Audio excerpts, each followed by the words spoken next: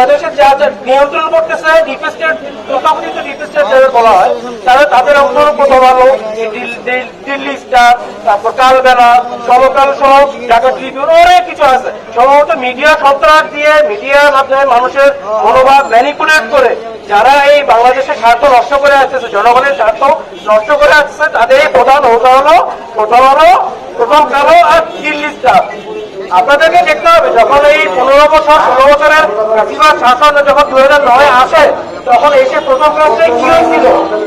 প্রথম কাজটা হচ্ছিল পিলখানা সেনা হত্যাকাণ্ড।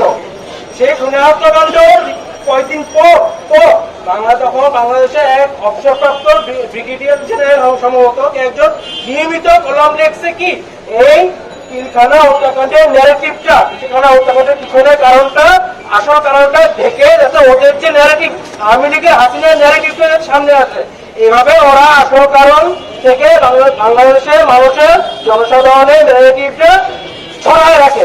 ওরা এই দুর্নীতি, এই মিডিয়া সন্ত্রাসবাদ, মিডিয়া গুটিবাজি, দেশের স্বার্থ বিরোধী কাজ শুধু 2009 থেকে না, আরো আগের থেকে করে আসছে।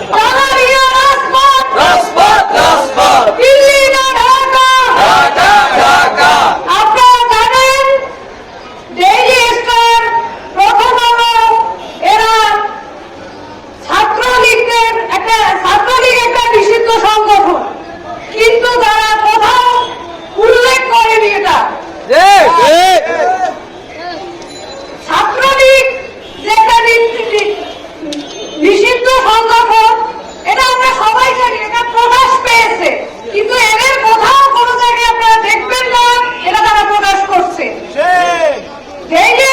প্রথম আলো এরা সবসময় আমরা দেখেছি যে প্রতিষ্ঠা লগ্ন থেকে বিভিন্ন রকমের স্পর্শকাতর ইস্যু নিয়ে বিভ্রান্তিকর তথ্য প্রকাশ করে। আমরা বলে দিতে চাই, ছাত্র সমাজ আমরা বলে দিতে চাই, এর বিরুদ্ধে আমরা তীব্র প্রতিরোধ করে দিব ইনশাআল্লাহ।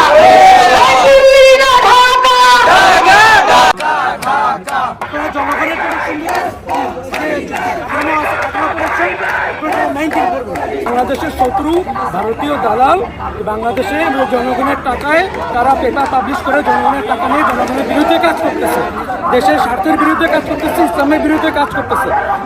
আমাদের বাংলাদেশের জনগণ সেটা জানেই না। বাংলাদেশ পরিচালনার পিছনে, সরকারেরও পিছনে যে ডিপ স্টেট আছে, সেই ডিপ স্টেট হলো প্রথম আলো, ডেইলি স্টার সহ আরও অনেক মিডিয়া, সেই মিডিয়ার বিরুদ্ধে গণসচেতনতা তৈরি করা, তাদের বিরুদ্ধে পাবলিকের ঘৃণা তৈরি করা এবং সেটাকে মানুষের কাছে জানায় দেওয়া।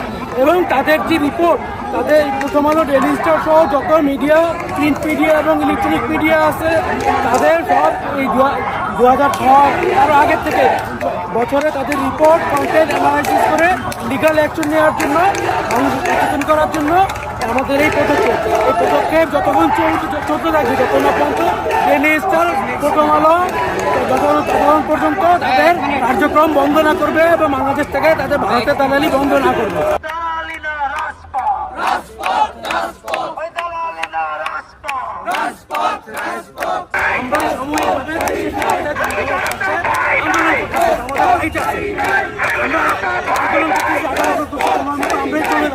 আপনারা জনগণের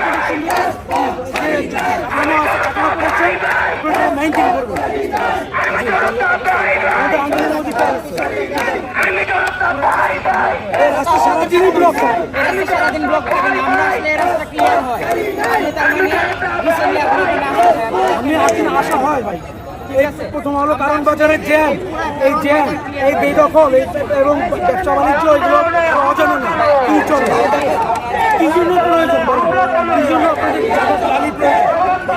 আমরা ছাড়া আমরা গত